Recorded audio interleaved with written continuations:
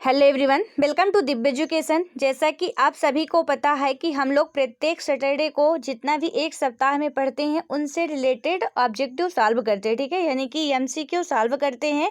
और इसमें से प्रीवियस डे के भी क्वेश्चन रहते हैं या ऐसे भी क्वेश्चन रहते हैं जो कि आने की संभावना रहती है, उनको भी हम देखते हैं। क्योंकि एमसीक्यू सॉल्व करना और प्रीवियस ईयर के क्वेश्चन सॉल्व करना बहुत इंपॉर्टेंट होता है, ठीक है। और ये क्यों होता है? क्योंकि उससे हमको ये पता लग जाता है कि हम कोई भी जैसे कोई भी टॉपिक पढ़ रहे हैं, हमने संविधान पढ़ा या उसका जो भी हिस्टोरिकल बैकग्राउंड पढ़ा, राइट। तो अब उससे यदि हम प्रीवियस ईयर के क्वेश्चन नहीं देखते हैं, उनसे रिलेटेड जो भी एमसीक्यू बनते हैं उनको नहीं सॉल्व करते हैं, तो फिर हमको आइडिया नहीं रहता कि हम जो पढ़ रहे हैं तो क्या वो एग्ज़ाम के लिए इम्पोर्टेंट है या नहीं है। यदि हम क्वेश्चन देखते हैं और उसको समझते हैं और सॉल्व करते हैं, तो फिर मुझे आप मतलब कि अपने आप में कॉन्फिडेंस आता है कि हाँ, मैं जो पढ़ रहा हूँ वो हमारे एग्ज़ाम के लिए इम्पोर्टेंट है और ये ऐसे ऐसे इस टॉपिक से रिलेटेड ऐसे क्वेश्चन बन सकते हैं या ऐसे क्वेश्चन पूछे जा सकते हैं, ठीक है। तो जब आप एग्ज़ाम हॉल में जाते हो तो अपने आप को कंफर्टेबल फील करते हो, जो भी क्वेश्चन आपके सामने आता है तो उसमें आप हेजिटेट नहीं होते हो, आसानी से फिर उसका आंसर कर लेते हो, ठीक है। इसलिए प्रीवियस ईयर के क्वेश्चन या जो भी एमसीक्यू होते हैं उनको सॉल्व करना बहुत इंपॉर्टेंट होता है। ऐसा नहीं है कि प्रीवियस ईयर के क्वेश्चन सॉल्व करोगे आप तो जो क्वेश्चन प्रीवियस ईयर में आए हुए हैं वही क्वेश्चन आपसे पूछे जाएंगे, ठीक है। ऐसा बिल्कुल नहीं है, ना तो ऐसा होता ही है। हाँ, लेकिन ये है कि हमको ये पता चल जाता है कि कौन से टॉपिक से कितने क्वेश्चन आ रहे हैं। जैसे हिस्टोरिकल बैकग्राउंड हो गया या संविधान हो गया, इससे कितने क्वेश्चन आ रहे हैं और कैसे क्वेश्चन पूछे जा रहे हैं किसी भी एग्जाम में, ठीक है। प्रीवियस ईयर के क्वेश्चन सॉल्व करने का मेन मकसद यही होता है। यहाँ पे हम आज वन लाइनर क्वेश्चन सॉल्व करेंगे, जो कि हमारे किसी भी एग्जाम में जिस टॉपिक को हमने पढ़ा है उसमें से कैसे कैसे क्वेश्चन बन सकते हैं और कैसे आ सकते हैं, इन सारी बातों को देखेंगे, ठीक है। तो यहाँ पे हालांकि हमने संविधान के कुछ क्वेश्चन नेक्स्ट सैटरडे को कंप्लीट कर लिए थे, देन उसके आगे से सॉल्व करेंगे क्योंकि अभी अपना संविधान का ही चैप्टर चल रहा है, ठीक है। तो और जो शेष रह गए थे कि उनसे और भी कौन कौन से क्वेश्चन कैसे कैसे बन सकते हैं तो इनको देखेंगे, ठीक है। तो यहाँ पे यदि हम सबसे पहले बात करते हैं तो हमारा जो सबसे पहला क्वेश्चन है कि भारत की संविधान सभा ने राष्ट्रीय ध्वज को सर्वप्रथम स्वीकार किया था, ठीक है। जो भारतीय संविधान सभा थी तो उसने राष्ट्रीय ध्वज को कब स्वीकार किया था? तो 22 जुलाई 1947 को स्वीकार किया था, ठीक है। यहाँ पे हम लोगों ने एक एक टॉपिक को बहुत ही अच्छे तरीके से कंप्लीट किया है। आप में से जो भी वीडियो देखा होगा पूरी रेगुलर, उसको पता होगा कि हमने कैसे कैसे सारे टॉपिक्स कंप्लीट किए हैं। देन साथ साथ हम नोट्स भी बनाते जा रहे हैं, ठीक है। तो आप लोग भी नोट्स बनाते जाना ताकि क्या हो कि जब आप रिवाइज करो एग्जाम के टाइम पे तो आपको आसानी रहे, ठीक है। तो यहाँ पे क्वेश्चन की बात करें यदि, तो भारत की संविधान सभा, ठीक है, पहले यहाँ की भारत की संविधान सभा की बात करें तो हमने देखा कि कैबिनेट मिशन आता है 1946 में, उसको आधार मान के संविधान सभा का निर्माण किया जाता है। संविधान सभा में जो मेंबर होते हैं वो 389 होते हैं, ठीक है, जब संविधान सभा का निर्माण होता है। हालांकि पाकिस्तान का डिवाइड किया जाता है, उसके बाद उसमें 299 मेंबर ही शेष रह जाते हैं और कुछ जो मेंबर होते हैं वो पाकिस्तान में चले जाते हैं। तो यहाँ पे क्या होगा कि भारत की संविधान सभा ने राष्ट्रीय ध्वज को सर्वप्रथम स्वीकार किया था। जो हमारा राष्ट्रीय ध्वज है या नेशनल फ्लैग है उसको सर्वप्रथम कब स्वीकार किया था? तो 22 जुलाई 1947 को इसको स्वीकार किया था, ठीक है। उसके बाद हम बात करें तो दूसरा हमारा क्वेश्चन है कि संविधान निर्मात्री परिषद की झंडा समिति के अध्यक्ष थे। तो यहाँ पे इसका जो राइट आंसर है वो क्या हो जाएगा? डॉक्टर राजेंद्र प्रसाद जी जो थे तो वो संविधान निर्मात्री परिषद की झंडा समिति के अध्यक्ष थे, ठीक है। हमने समिति को भी अच्छे तरीके से, जितनी भी समितियाँ थी उनको पढ़ा है और आई होप, आशा करते हैं कि जो भी नोट्स बनाते जा रहे हो आप लोग साथ साथ, तो इन जितने भी क्वेश्चन है बिल्कुल आपको इसमें कोई भी प्रॉब्लम्स नहीं होगी और आसानी से इनको सॉल्व कर लोगे, ठीक है। तो जो भी पहले वीडियो नहीं देखा हो आप पहले वीडियो जाके देख लीजिएगा, देन उसके बाद आप ऑब्जेक्टिव सॉल्व कीजिएगा। तो ऐसे कोई भी ऑब्जेक्टिव नहीं है जो पढ़ाए ना गए हो, ठीक है। तो यहाँ पे हम बात करें संविधान निर्मात्री परिषद की झंडा समिति के अध्यक्ष कौन थे? तो डॉक्टर राजेंद्र प्रसाद जी तो डॉक्टर राजेंद्र प्रसाद जी जो थे वो झंडा समिति के अध्यक्ष थे। इनमें से डॉक्टर राजेंद्र प्रसाद जी दो और समितियों के अध्यक्ष बनाए गए थे। ये समितियां कौन कौन सी थी वो आप लोगों को बताना है, ठीक है, क्योंकि दो और समितियों के इनके अध्यक्ष बनाए गए थे। उसके बाद हम नेक्स्ट क्वेश्चन की बात करें तो भारत का संविधान पूर्ण रूप से तैयार हुआ था, ठीक है, तो बन के कब तैयार हो गया था? 26 नवंबर 1949 को हमारा भारत का जो संविधान था वो पूर्ण रूप से बनकर तैयार हो गया था। अब इसमें बात करें तो कैबिनेट मिशन की जो कैबिनेट मिशन आती है उसमें जब संविधान सभा का निर्माण होता है 1946 में होता है, ठीक है, और भारत का संविधान बनके कब तैयार होता है? 1949 को पूर्ण रूप से तैयार किया जाता है और इसको पहली बार पढ़ा जाता है। तो यहाँ पे यदि हम बात करें इसी को प्रस्तावना कहते हैं, ठीक है, इसी दिन जो ये पेश किया गया था उसको ही प्रियम्बल कहते हैं, जो कि संविधान की प्रस्तावना है, क्योंकि हमने देखा था कि संविधान में हमारे एक ही प्रस्तावना है, ठीक है। तो जो भारत का संविधान पूर्ण रूप से बनकर तैयार हुआ था तो 26 नवंबर 1949 को। अब यहाँ पे जो नेक्स्ट क्वेश्चन है कि भारतीय संविधान लागू हुआ था, ठीक है, तो 26 जनवरी 1950 को हुआ था लागू। अब यहाँ पे कुछ विशेष कारण थे जिस कारण संविधान तो 26 नवंबर 1949 को ही बन के तैयार हो जाता है, लेकिन संविधान 26 जनवरी को ही लागू होता है, ठीक है। ऐसा इसलिए था क्योंकि क्या हुआ था कि लाहौर अधिवेशन में और 1929 या 30 को, ठीक है, 1929 या 30 को 12 बजे रात, 1929 की 12 बजे रात दिसंबर में, यानी कि समझो 1930 को 1 जनवरी 1930 को ही क्या किया गया था कि लाहौर में पूर्ण स्वराज्य की मांग कर दी गई थी, ठीक है। वहाँ पे उन्होंने क्या कहा कि नेहरू जी के द्वारा जो था कि पूर्ण स्वराज्य की मांग कर दी जाती है और वहीं पे झंडा क्या किया जाता है कि अपना जो स्वतंत्रता का झंडा फहराया जाता है। और इस प्रकार क्या होता है कि 1 जनवरी 1930 को जो कांग्रेस कार्य समिति ने क्या किया कि ऐतिहासिक निर्णय लेते हुए प्रतिवर्ष 26 जनवरी को पूर्ण स्वराज्य मनाने का निर्णय लिया था, ठीक है।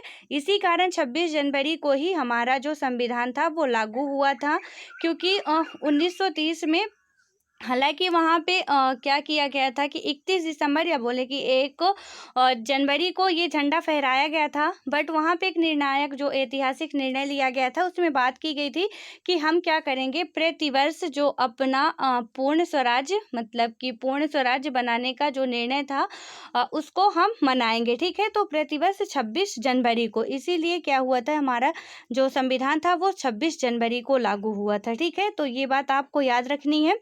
उसके बाद हम नेक्स्ट बात करें नेक्स्ट क्वेश्चन की, तो संविधान को 26 जनवरी के दिन लागू करने का निर्णय इसलिए किया गया क्योंकि कांग्रेस ने इस तिथि को 1930 में स्वतंत्रता दिवस के रूप में मनाया था, ठीक है। देन वही क्वेश्चन आ गया हमारा कि संविधान को 26 जनवरी के दिन लागू करने का निर्णय इसलिए किया गया क्योंकि अब इसमें आपको 2 3 4 ऑब्जेक्टिव दे दिए जाएंगे, जिसमें से इसका राइट आंसर होगा कि कांग्रेस ने इस तिथि को, यानी कि लाहौर अधिवेशन भी आपसे पूछ लिया जा सकता है, ठीक है, इसी में है कि लाहौर अधिवेशन में ये फहराया गया था, तो इस तिथि को 1930, ठीक है, यहाँ पे 1929 भी क्योंकि 31 दिसंबर 1929 को 12 बजे रात मनाया गया था ये, ठीक है, तो इस तिथि को 1930 में स्वतंत्रता दिवस के रूप में मनाया था।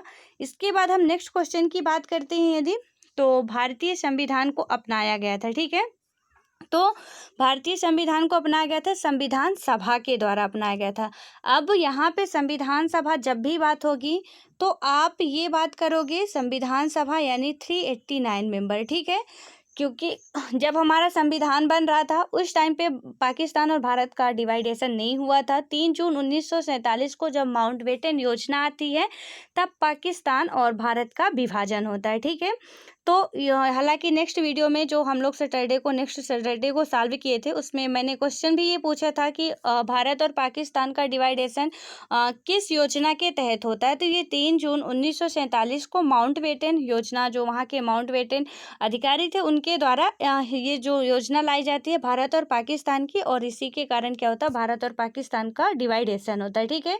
तो यहाँ पे जब बात की जाएगी कि संविधान सभा द्वारा, तो आपको ये याद रखना 389 49 मेंबर उसमें थे संविधान सभा में, जो लोगों के प्रतिनिधि के रूप में काम कर रहे थे। ठीक है, तो भारतीय संविधान को अपनाया गया था संविधान सभा द्वारा, और भारत का संविधान अंगीकृत एवं अधिनियमित हुआ था। ठीक है, प्रस्तावना का ये वर्ड है लास्ट में, प्रस्तावना के सबसे अंतिम में क्या बात कही गई थी कि भारत का जो संविधान है अंगीकृत एवं अधिनियमित कब हुआ था, तो 26 नवंबर 1949 को। आप में से जिसको भी प्रस्तावना नहीं आती हो वो आप लोग प्रस्तावना के एक एक वर्ड एकदम से रट लो। ठीक है, क्योंकि उसके एक एक वर्ड हम भारत के लोग, भारत को एक संपूर्ण प्रभुत्व संपन्न, इसके जितने भी वर्ड हैं, इसमें जो न्याय दिए हुए हैं, जो इसके विचार हैं, वो बहुत इंपॉर्टेंट है। ठीक है, क्योंकि प्रस्तावना से भी काफ़ी क्वेश्चन पूछे जाते हैं। हालांकि हम लोग अब जस्ट संविधान खत्म होने के बाद प्रस्तावना में भी ही आएंगे कि प्रस्तावना में जितने भी वर्ड हैं उनकी मीनिंग समझेंगे कि क्या क्या कैसे कैसे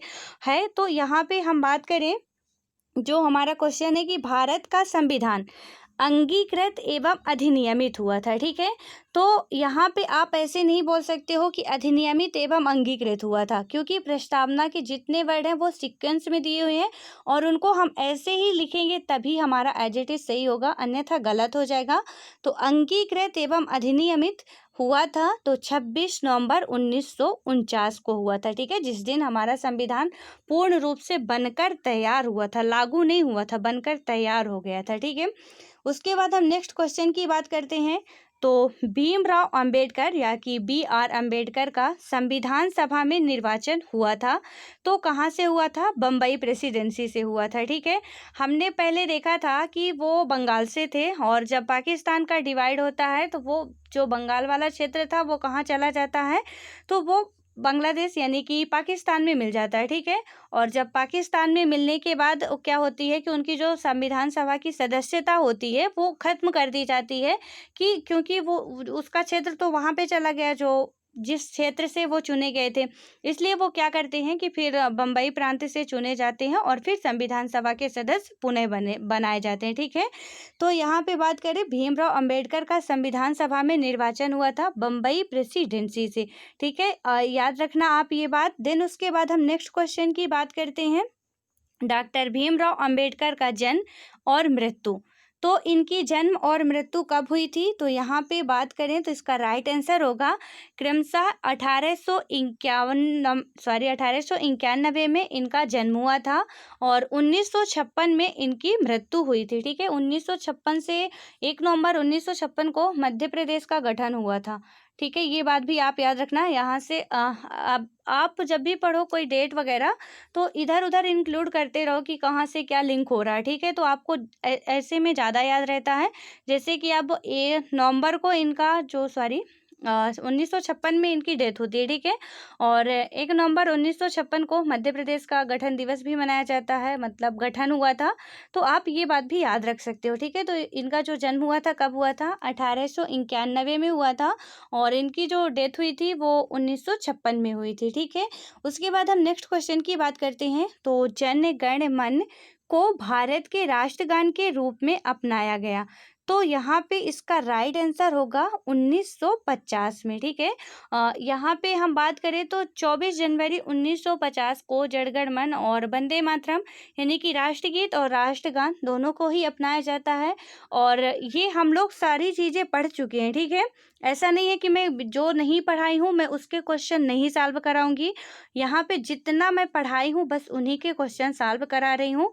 तो आप लोग जो भी मतलब कि नहीं बन रहे हैं, सबसे पहले आप टॉपिक को जाके वीडियो देखो, प्लेलिस्ट में मिल जाएगी, समझो, देन उसके बाद इसको देखोगे तो और अच्छे तरीके से समझ में आएगा। ठीक है, तो यहाँ पे आप 24 जनवरी भी इंक्लूड कर सकते हो।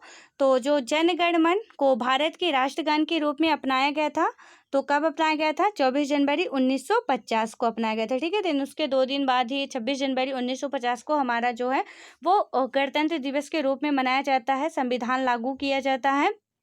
तो यहाँ पे जनगण मन, एक और क्वेश्चन बन सकता है कि जनगण मन के रचयिता कौन है। ठीक है, तो इसमें से हो जाएगा राजेंद्रनाथ टैगोर जी के द्वारा जो था वो जनगण मन लिखा गया था। ठीक है, उसके बाद हम बात करें नेक्स्ट क्वेश्चन की, तो भारत शासन द्वारा राजकीय चिन्ह, ठीक है, जो स्टेट सिंबल है उसमें से बात करें तो यहाँ पे क्या होगा, अंगीकृत किया गया था। तो यहाँ पे भारत शासन द्वारा राजकीय चिन्ह अंगीकृत किया गया था। कब किया गया था? 26 जनवरी 1950 को, ठीक है। तो इसको आप याद रखना कि जो भारत का शासन द्वारा राजकीय चिन्ह को अंगीकृत किया गया था 26 जनवरी 1950 को, यानी कि जिस दिन हमारा संविधान बन के लागू होता है, ठीक है, तैयार नहीं लागू होता है, क्योंकि संविधान तो 2 साल 11 महीने 18 दिन में कंप्लीट हो गया था, लेकिन फिर 26 जनवरी को ही वो लागू किया जाता है। 26 नवंबर को बन जाता है 1949 में, और लागू कब किया जाता है? 26 जनवरी 1950 को लागू किया जाता है, ठीक है। उसके बाद हम नेक्स्ट क्वेश्चन की बात करें यदि, तो संविधान सभा में वयस्क मताधिकार को 15 वर्ष के लिए स्थगित करने की बात की थी, ठीक है। तो ये किसने की थी कि जो वयस्क मताधिकार है तो उसको 15 वर्ष के लिए स्थगित कर दिया जाए। तो इसमें इसको कहा था मौलाना आज़ाद ने, ठीक है। तो इसका राइट आंसर हो जाएगा मौलाना आज़ाद, यानी कि संविधान सभा में वयस्क मताधिकार, जो कि संविधान सभा में मेंबर इलेक्टेड मेंबर थे, तो वहाँ पे जो वयस्क मताधिकार की बात कही गई थी कि जितने भी मेंबर चुने जाएंगे वो वयस्क मताधिकार के द्वारा ही चुन के वहाँ पे संविधान सभा में आएंगे, ठीक है, या उनके मेंबर कहलाएंगे। तो 15 वर्ष के लिए स्थगित करने की बात की थी या सलाह दी थी, तो किसने दी थी? मौलाना आज़ाद ने, ठीक है। उसके बाद हम नेक्स्ट क्वेश्चन की बात करते हैं। तो भारत की स्वतंत्रता के बाद भारतीय राष्ट्रीय कांग्रेस को एक राजनीतिक दल के रूप में भंग कर दिया जाना चाहिए, सुझाव दिया था। तो ये किसने दिया था? महात्मा गांधी जी ने दिया था। उन्होंने कहा था कि जब भारत हमारा स्वतंत्र हो जाता है, ठीक है, क्योंकि हमने देखा था कि 1885 में क्या होता है कि भारतीय राष्ट्रीय कांग्रेस की स्थापना की जाती है, ठीक है। ये डेट आप याद रखना, पूछी जाती है कि भारतीय राष्ट्रीय कांग्रेस की स्थापना कब की गई है, तो 1885 में की जाती है। तो जब वो भारत की स्वतंत्रता के बाद क्या होता है कि जब भारतीय राष्ट्रीय कांग्रेस को एक राजनीतिक दल के रूप से भंग कर दिया जाना चाहिए। महात्मा गांधी ने ऐसा कहा था कि अब हमारा उद्देश्य पूर्ण हो चुका है और अब हमको क्या करना चाहिए कि जो हमारी जो भारतीय राष्ट्रीय कांग्रेस है उसको अब भंग कर देनी चाहिए, ठीक है। लेकिन आज भी कांग्रेस पार्टी चल रही है और भारत में हालांकि कई सारी पार्टियां हो गई हैं। तो यहाँ पे आपको बसपा देखने को मिलेगी, भाजपा देखने को मिलेगी, कांग्रेस पार्टी, बहुजन समाज पार्टी, आम आदमी पार्टी, बहुत सारी पार्टियां भारत में अब बन गई हैं। पहले तो एक ही थी, भारतीय राष्ट्रीय कांग्रेस, ठीक है। तो यहाँ पे उन्होंने यही बात कही थी कि इसको अब हमको ख़त्म कर देनी चाहिए, बट फिर नहीं किया गया था। महात्मा गांधी की ये बात को नहीं माना गया था, ठीक है। तो यहाँ पे किसका सुझाव ये दिया गया था कि खत्म कर देनी चाहिए? तो महात्मा गांधी जी के द्वारा ये सुझाव दिया गया था।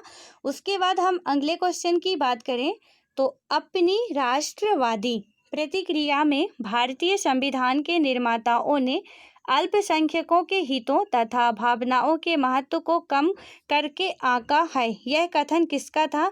तो यह कथन हम बात करें तो आइवर जेनिंग्स का था, ठीक है। उन्होंने क्या कहा था कि अपनी राष्ट्रवादी प्रक्रिया में, ये as it is question UPSC में पूछ लिए जाते हैं, स्टेट पीसीएस में, या कि आप किसी भी, हालांकि ये काफ़ी हाई लेवल के क्वेश्चन है। तो यहाँ पे जो भी हाई लेवल के एग्जाम होते हैं उनमें ही ज़्यादातर ऐसे क्वेश्चन पूछे जाते हैं, ठीक है। तो यहाँ पे हम बात करें तो अपनी राष्ट्रवादी, ठीक है, ये कथन जिनका वहाँ पे कथन दिया गया है कि अपनी राष्ट्रवादी प्रतिक्रिया में भारतीय संविधान के निर्माताओं ने अल्पसंख्यकों का मतलब क्या है कि जैसे भी किसी भी जाति धर्म के लोगों का जो समूह हो वो काफ़ी कम जनसंख्या वाला हो, उसे ही हम अल्पसंख्यक कहते हैं, ठीक है। तो अल्पसंख्यकों के हितों तथा भावनाओं के महत्व को कम करके आंका गया है, मतलब आंका है। यह कथन किसका है? तो यह कथन आइवर जेनिंग्स का है, ठीक है। उसके बाद हम नेक्स्ट क्वेश्चन की बात करें, अगले क्वेश्चन में आए तो यहाँ पे हम देखेंगे कि संविधान सभा कांग्रेस थी, ठीक है, सॉरी, संविधान सभा कांग्रेस थी और कांग्रेस भारत था, कहा था। तो यह कथन किसने कहा था? तो इस कथन को ऑस्टिन ने कहा था कि जो संविधान सभा है वो कांग्रेस थी, क्योंकि जितने भी मेंबर थे कोई अदर पार्टी नहीं थी, वहाँ पे सिर्फ कांग्रेस पार्टी ही थी जब हमारा भारत स्वतंत्र हुआ था। तो संविधान सभा कांग्रेस थी और कांग्रेस भारत था, ठीक है, यानी कि जो भी कांग्रेस था वो भारत था। ये कथन किसने कहा था? तो ऑस्टिन ने कहा था, ठीक है। इसके बाद बात करें तो भारतीय संविधान सभा में कुल महिला सदस्य थी तो 15 थी। ठीक है, इसको हमने बहुत डिटेल से समझाया आपको, और जो भी रेगुलर वीडियो देखा होगा उसको बहुत अच्छे से समझ में भी आ गया होगा। यहाँ पे हमने क्या बात की कि भारतीय संविधान सभा में कुल महिला सदस्याएं कितनी थी, तो वो 15 थी। अब 15 में से संविधान सभा में, ठीक है, 389 मेंबर में 15 महिलाएं थी।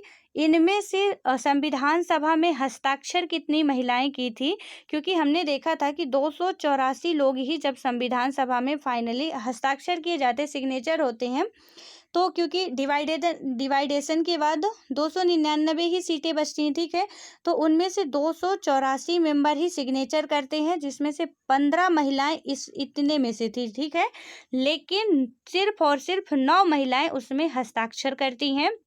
तो यहाँ पे एक और क्वेश्चन बन सकता है कि भारतीय संविधान सभा में कितनी महिलाओं ने दस्तखत किए थे या हस्ताक्षर किए थे, तो 9 होगा। ठीक है, आप लोग बिल्कुल कंफ्यूज मत होना कि उसमें 15 दिया हुआ था, मैंने 15 पढ़ा है। आप शब्द को समझिए कि भारतीय संविधान सभा में कुल महिला सदस्याएं थी।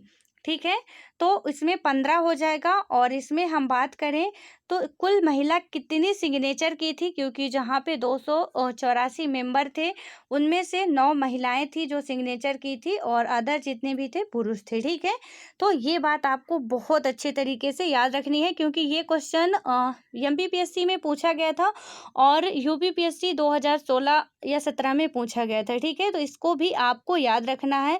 और ये नहीं पूछा गया था कि 15, ठीक है, इसमें कितनी महिलाओं ने हस्ताक्षर किया था, ये क्वेश्चन पूछा गया था, तो इसमें 9 होगा। ठीक है, इसके बाद हम बात करें तो संविधान पर विदेशी प्रभाव, हमने इसको भी पढ़ा जब अभी विशेषता पढ़ रहे थे। तो हालांकि अभी 2 ही विशेषताओं के बारे में हमने पढ़ा है, तो यहाँ पे बस उतने की ही बात करेंगे। यहाँ पे बात करें तो संविधान पर विदेशी प्रभाव किसका किसका पड़ा है, क्योंकि हमने देखा था कि जो हमारा संविधान है वो कहा उधार का थैला कहा जाता है। ठीक है, यानी कि कई देशों से लिया गया, कई देशों के संविधानों से कुछ ना कुछ लिया गया है, उसके बाद हमारे संविधान का निर्माण किया गया है। ठीक है, तो हम यहाँ पे यदि बात करते हैं, भारत के संविधान में उद्देशिका का विचार लिया गया है। ठीक है, आपको मैंने बहुत अच्छे तरीके से आपकी नोट्स भी कंप्लीट करवाई है, और आप जितने भी नोट्स बना रहे हो कमेंट बॉक्स में ज़रूर बताना कि कौन कौन नोट्स बना रहे हो। ठीक है, यहाँ पे हम बात करें तो भारत के संविधान में उद्देशिका का विचार किसने दिया था, तो जो हमारी प्रस्तावना है, प्रियम्बल है, उसका विचार कहाँ से लिया गया है, तो यूएस के संविधान से, यानी संयुक्त राज्य अमेरिका के संविधान से जो उद्देशिका है उसका विचार लिया गया है। ठीक है, उसके बाद हम बात करते हैं तो भारतीय राजनीतिक व्यवस्था में सर्वोच्च है, तो इसका जो क्या है, सर्वोच्च है, संविधान सर्वोच्च है। ठीक है, भारतीय राजनीतिक व्यवस्था में जो सर्वोच्च है वो क्या है, इसका राइट आंसर होगा कि संविधान सर्वोच्च है। उसके बाद बात करें हम तो भारत में न्यायिक पुनरीक्षण, जो न्यायिक पुनरीक्षण होगा, या की बात करें तो जुडिशियल रिव्यू होगा, तो इसकी संकल्पना ली गई है। कहाँ से ली गई है, किस देश के संविधान से, संयुक्त राज्य अमेरिका के संविधान से। ठीक है, जो न्यायिक पुनरावलोकन की बात करते हैं या न्यायिक पुनरीक्षण की बात करते हैं, तो भारत में जो हमारा न्यायिक पुनरावलोकन का सिद्धांत है वो कहाँ से लिया गया है या संकल्पना है जुडिशियल रिव्यू की, वो संयुक्त राज्य अमेरिका से ली गई। ठीक है, यहाँ पे हमने देखा कि प्रियम्बल यानी कि उद्देशिका या प्रस्तावना यूएस से ली गई है, और संयुक्त राज्य अमेरिका से ही ली गई है न्यायिक पुनरावलोकन की प्रक्रिया। ठीक है, उसके बाद हम बात करें तो भारत की संघात्मक व्यवस्था संबंधित है, जो हमारे भारत की संघात्मक व्यवस्था है, संघीय शासन है, वो व्यवस्थित है, मतलब वो कहाँ से ली गई है, किस देश के संविधान से, तो कनाडा के संविधान से ली गई। ठीक है, उसके बाद नेक्स्ट क्वेश्चन की बात करें, भारतीय संसदीय प्रणाली ब्रिटिश संसदीय प्रणाली से इस बात में भिन्न है कि भारत में न्यायिक पुनरावलोकन की प्रणाली है। ठीक है, न्यायिक पुनरावलोकन की प्रणाली हम अमेरिका से लेते हैं, लेकिन यहाँ पे क्वेश्चन आपसे पूछा जा रहा है कि भारतीय जो संसदीय प्रणाली ब्रिटिश संसदीय प्रणाली से किस बात पे भिन्न है। ठीक है, तो यानी कि जो ब्रिटिश संसद में नहीं है, तो ब्रिटिश संसद में न्यायिक पुनरावलोकन का प्रावधान नहीं है, जो कि हमारे भारत में है। ठीक है, इसीलिए हमारा भारत का जो संविधान है वो एक बहुत बड़ा लिखित संविधान माना जाता है इन्हीं सब कारणों से। उसके बाद हम बात करते हैं, तो इसका राइट आंसर हमको पता चल गया है कि न्यायिक पुनरावलोकन यानी कि जुडिशियल रिव्यू के जो प्रणाली है उसके कारण ही ब्रिटिश संसदीय प्रणाली से ये भिन्न है।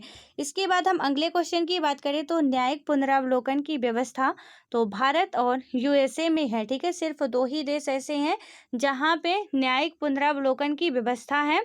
तो ये कहाँ कहाँ है? भारत में है और यूएसए यानी कि अमेरिका में है, ठीक है। उसके बाद बात करें तो भारतीय परिसंघ और अमेरिकी परिसंघ में समान रूप से जो लक्षण पाया जाता है वह है। तो यहाँ पे पहला होगा जो परिसंघ है, भारतीय परिसंघ हमारा हो गया, और अमेरिकी परिसंघ में जो समान रूप से लक्षण पाया जाता है तो उसमें से कौन सा है?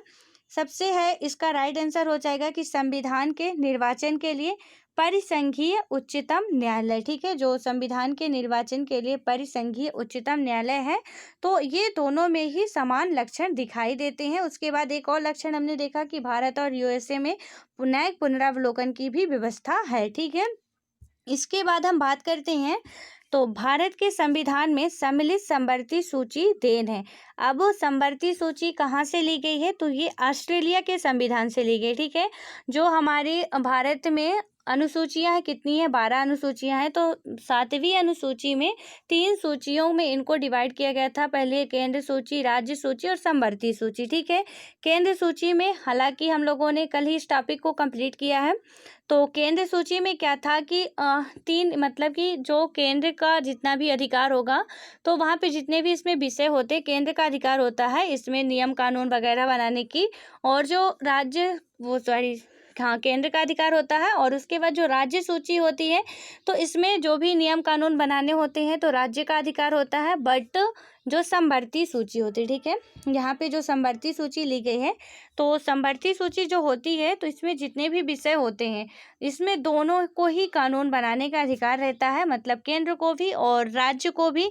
लेकिन यहाँ पे एक क्वेश्चन आपको और बन सकता है कि विवाद की स्थिति में कौन कानून बना सकता है, ठीक है। ये क्वेश्चन बहुत बार पूछा गया है, स्टेट पीसीएस में भी पूछा गया है और आपके वनडे लेवल के एग्जाम में भी पूछा गया है, ठीक है। इसलिए ये काफ़ी इंपॉर्टेंट हो जाता है कि जब समवर्ती सूची में केंद्र और राज्य के मध्य किसी भी विषय को लेके विवाद उत्पन्न हो जाता है, तो उस स्थिति में किसका कानून मान होगा, ठीक है। जो भी किसका कानून या नियम मान होगा, तो वहाँ पे आपको जो भी राज्य सूची, समवर्ती सूची और जो केंद्र सरकार का, राज्य सरकार का, तो यहाँ पे आपको ऑप्शन लगाना होगा कि जो हमारा सेंटर गवर्नमेंट होगा फिर उसका कानून मान होता है, राज्य का फिर नहीं होता है, ठीक है। तो ये बात भी आप याद रखना। यहाँ पे क्या समवर्ती सूची कहाँ से ली गई है? वो ऑस्ट्रेलिया से ली गई है, ठीक है। उसके बाद अब हम बात कर लें, तो भारतीय संविधान में राज्य के नीति निर्देशक तत्वों की संकल्पना आधारित है। तो ये कहाँ से ली गई है? जो डीपीएसपी है वो कहाँ से लिया गया है? तो आयरलैंड के संविधान से लिया गया है, ठीक है। हमारे जो भारतीय संविधान में राज्य के नीति निर्देशक तत्वों की संकल्पना है वो कहाँ से ली गई है? आयरलैंड से ली गई है। नीति निर्देशक तत्व जब हम पढ़ेंगे तो अच्छे से समझेंगे, बट यहाँ पे हम ये बता दें आपको कि जैसे हमको फंडामेंटल राइट्स प्राप्त है, ठीक है, उसमें हम क्या है कि न्यायालय में चुनौती दे सकते हैं। यदि उसमें से हमारे अधिकारों का हनन किया जाता है तो हम जाके न्यायालय में चुनौती दे सकते हैं। लेकिन जो नीति निर्देशक तत्व हैं तो उसमें यदि हमको कुछ जो भी प्रावधान है वो नहीं मिल रहा, तो उसके लिए हम न्यायालय में जाके चुनौती नहीं दे सकते हैं और उसके अधिकार के लिए हम न्यायालय में नहीं लड़ सकते हैं, ठीक है। तो ये बात भी आपको याद रखनी है। कभी कभी डिफरेंस भी इनमें पूछा जाता है नीति निर्देशक तत्व और मौलिक अधिकार में, इसलिए मैंने बताया कि इसमें क्या होता है, ये न्यायिक होते हैं, मतलब न्याय योग्य होते हैं, और जो नीति निर्देशक तत्व होते हैं वो न्याय योग्य नहीं होते हैं। डीपीएसपी जो है वो राज्यों में लागू होता है। तो ये कहाँ से लिया गया था? आयरलैंड के संविधान से लिया गया था, ठीक है। हालांकि इसको हम लोग बहुत अच्छे तरीके से समझेंगे। हम एम लक्ष्मीकांत जी की जितनी भी बुक है चैप्टर वाइज कंप्लीट कर रहे हैं, ताकि एक भी चैप्टर ना छूटे और एक भी पॉइंट ना छूटे, ठीक है, और हमारे सारे क्वेश्चन सॉल्व हो जाएं। तो यहाँ पे ये आयरलैंड से लिया गया था। इसके बाद बात करें यदि, तो राज्यसभा के गठन में प्रतिभा, अनुभव एवं सेवा को प्रतिनिधित्व देने में भारतीय संविधान निर्माता प्रभावित हुए थे। तो इसमें से क्या होगा, इसका राइट आंसर हो जाएगा आयरिश गणतंत्र से, यानी कि जो राज्यसभा के गठन में प्रतिमा, अनुभव एवं सेवा को प्रतिनिधित्व देने में भारतीय संविधान निर्माता प्रभावित हुए थे। तो इसमें क्या, सॉरी यहाँ पे कुछ प्रॉब्लम्स आ गई थी। यहाँ पे अब हम बात करते हैं कि राज्यसभा के गठन में प्रतिमा, अनुभव एवं सेवा को प्रतिनिधित्व देने में भारतीय संविधान निर्माता प्रभावित हुए थे। तो इसका राइट आंसर हो जाएगा आयरिश गणतंत्र से। ठीक है, इसके बाद हम बात करें तो यहाँ पे सही सुमेलित किस प्रकार है, तो क्या क्या संवैधानिक प्रावधान या स्रोत। तो जो मूल अधिकार है कहाँ से लिया गया था, हमारे मूल अधिकार यानी फंडामेंटल राइट्स अमेरिका से लिए गए थे। और जो फंडामेंटल ड्यूटीज है वो कहाँ से ली गई थी, ये आपको बताना है। ठीक है, मैं बता चुकी हूँ, इसको बहुत अच्छे से समझा भी चुकी हूँ। तो अब आशा करती हूँ कि आप इसका राइट आंसर दे सकते हो। ठीक है, इसलिए अब आप बताओगे कि जो फंडामेंटल ड्यूटीज है यानी कि मौलिक कर्तव्य हैं वो किस देश के संविधान से लिए गए थे और प्रेजेंट टाइम में कितने मौलिक कर्तव्य। ठीक है, कुछ एक अभी जोड़ा गया है तो आपको बताना सारे के सारे कि कितने हैं। तो यहाँ पे अब हम बात करते हैं कि शासन की संसदीय प्रणाली ग्रेट ब्रिटेन यानी कि यूके से, और आपात उपबंध तो जर्मनी का वीवर संविधान से, और राजकीय नीति निर्देशक तत्व तो आयरलैंड से। ठीक है, ये पूरे सीक्वेंस से दिए हुए हैं। इसके बाद हम बात करें तो विधि का शासन इंग्लैंड से, विधि द्वारा स्थापित प्रक्रिया जापान से ली गई है, राष्ट्रपति के विचारार्थ राज्यपाल द्वारा विधेयक सुरक्षित रखना कनाडा से लिया गया। ठीक है, मतलब कि राष्ट्रपति के विचारार्थ राज्यपाल द्वारा विधेयक सुरक्षित रखना ये कहाँ से लिया गया, तो कनाडा से। विस्तृत उभयनिष्ठ सूची या समवर्ती सूची कहाँ से ली गई है, ऑस्ट्रेलिया से ली गई है, हमने अभी देखा। मंत्रिमंडलीय सरकार कहाँ से ली गई है, जो मंत्रिमंडलीय सरकार है वो कहाँ से ली गई है, ब्रिटिश संविधान से। केंद्र राज्य संबंध, ठीक है, जो सेंटर का और स्टेट का रिलेशन होता है वो कहाँ से लिया गया था, कनाडा का संविधान, मतलब कनाडा के संविधान से। और भारत राज्यों का संघ है तथा संघ में अधिक शक्ति निहित होती है। ठीक है, हमारा जो अनुच्छेद पहला है उसमें यही बात की गई है और अनुसूची पहले में भी कि भारत राज्यों का संघ है। ठीक है, यानी कि भारत राज्यों का जब संघ है, ये कहाँ से लिया गया है, तो कनाडा से लिया गया है। तो ये बात भी आपको बहुत अच्छे तरीके से याद रखनी है। देन उसके बाद अब हम अगले क्वेश्चन की बात करें तो यहाँ पे अगला क्वेश्चन है, भारतीय संविधान में मौलिक कर्तव्यों का विचार लिया गया है। तो जो मौलिक कर्तव्यों का विचार था, यहाँ पे आ गया क्वेश्चन। अब आप लोग इसमें बताओगे कि कितने मौलिक कर्तव्य हैं। ठीक है, यदि आगे क्वेश्चन नहीं आता तो यहाँ पे मौलिक कर्तव्य रूस यानी कि पूर्व सोवियत संघ के संविधान से लिया गया है, जो मौलिक कर्तव्य यानी कि फंडामेंटल ड्यूटीज है। ठीक है, इसके बाद हम बात करें तो यहाँ पे हमारा जो नेक्स्ट क्वेश्चन है, भारतीय संविधान में सन्निहित मूल अधिकारों की अवधारणा ग्रहण की गई है। तो मूल अधिकारों की जो अवधारणा थी वो संयुक्त राज्य अमेरिका के संविधान से, लिखित संविधान का प्रारंभ हुआ था। तो हमने देखा था कि सबसे पहले अमेरिका के संविधान का निर्माण होता है और वो पूरा लिखित रूप में होता है। ठीक है, तो लिखित संविधान का प्रारंभ हुआ था अमेरिका से, क्योंकि विश्व का सबसे पहला लिखित संविधान, यहाँ पे आप 2-3 पॉइंट और इंक्लूड कर लो कि विश्व का सबसे पहला लिखित संविधान अमेरिका का ही है। यदि बात करें तो विश्व का सबसे लंबा लिखित संविधान की बात करते हैं तो ये हमारे भारत का है, जो कि जब हम संविधान पढ़ते हैं तो इसमें पहली विशेषता ही यही है कि विश्व का सबसे लंबा संविधान। ठीक है, तो ये भारत का संविधान ही है और इसकी संविधान की पहली विशेषता में भी यही बात की गई है। आई होप कि ये सारे क्वेश्चन आपको समझ में आ गए होंगे। अब संविधान में अनुच्छेदों और अनुसूची जो भी है इनसे रिलेटेड क्वेश्चन जब हम इसको पढ़ लेंगे तब बात करेंगे। ठीक है, कि जब अनुच्छेद और अनुसूचियों को समझ लेंगे, हालांकि अब जल्दी इसमें आने वाले हैं हम लोग, क्योंकि टॉपिक वाइज कंप्लीट कर रहे हैं तो थोड़ा टाइम लग रहा है, इसलिए अच्छे से करेंगे पूरा सीक्वेंस से एक एक करके, ताकि आपके कोई भी क्वेश्चन ना छूटे। ठीक है, हमारा ये मोटो नहीं है कि हम पढ़ा के निकल जाएं, बस ये मेरा यही उद्देश्य है कि आप लोगों से बनना चाहिए। ठीक है। और तभी पढ़ाने का मतलब है आप थोड़ा भी पढ़ते हो और आपसे यदि बनती है कोई चीज़ तो वो सही रहता है कि हाँ, आप जितना पढ़ रहे हो कम से कम उतना उतने में तो आप एकदम एक्सपर्ट हो जाओ। उसके बाद आगे की तो आगे पढ़ेंगे, ठीक है। सो आई होप कि आपको ये सारे क्वेश्चंस समझ में आ गए होंगे। अब मिलते हैं नेक्स्ट वीडियो में, तब तक के लिए बाय बाय। और एक और इम्पॉर्टेंट बात कि आप लोगों वीडियो शेयर, लाइक और सब्सक्राइब जरूर किया करें, ठीक है। यदि आप पहले हो नए, अभी नए चैनल में नए हो तो आप चैनल को सब्सक्राइब कर लेना और वीडियो को आप लाइक ज़रूर करना और कमेंट करके ये बताना कि वीडियो आज का कैसा रहा, ठीक है। यदि आपको सिर्फ लाइक करना है, ठीक है, और शेयर करना है। इससे क्या होगा कि हमारा मोटिवेशन बढ़ता है और हम और अच्छे अच्छे तरीके से आपके लिए हर एक चीज़ लाते रहेंगे और जो भी आपकी एग्ज़ाम की क्वेरी होगी उसको पूरा करते रहेंगे, ठीक है। सो मिलते हैं नेक्स्ट वीडियो में। ऑल द बेस्ट, पढ़ते रहो।